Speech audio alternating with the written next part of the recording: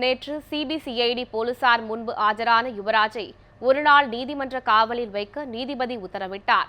இன்று அவர் மீண்டும் நீதிமன்றத்தில் ஆஜர்படுத்தப்படுகிறார். பொறியாளர் கோகுல்ராஜ் கொலை வழக்கு, டிஎஸ்பி விஷ்ணுபிரியா தற்கொலை வழக்குகளில் தேடப்பட்டு வந்த யுவராஜ் நாமக்கல்லில் உள்ள சிபிசிஐடி அலுவலகத்தில் நேற்று காலை 10:30 மணியளவில் சிபிசிஐடி எஸ்பி நாகஜோதி தலைமையில் சரணடைந்தார். அவரிடம் காலை முதல் தொடர்ந்து 12 மணி நேரம் தீவிர விசாரணை மேற்கொள்ளப்பட்டது.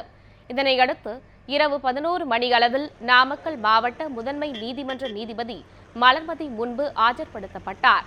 யுவராஜை ஒருநாள் நீதிமன்ற காவலில் வைக்க நீதிபதி உத்தரவிட்டார்.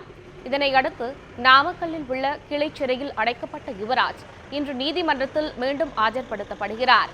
முன்னதாக நாமக்கல்லில் உள்ள சிபிசிஐடி அலுவலகத்தில் வைத்து மருத்துவர்கள் குழுவினர் யுவராஜிற்கு மருத்துவ பரிசோதனை மேற்கொண்டனர்.